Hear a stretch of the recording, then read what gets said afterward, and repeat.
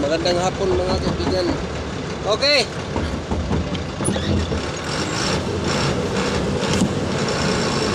Ayun na. Shout out pala sa inyo mga kaidol.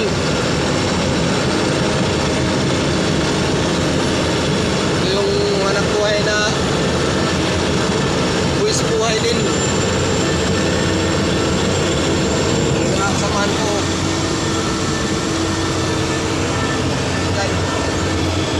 Tapos lulusong na naman. Ito lusong oh. Lusong mga idol.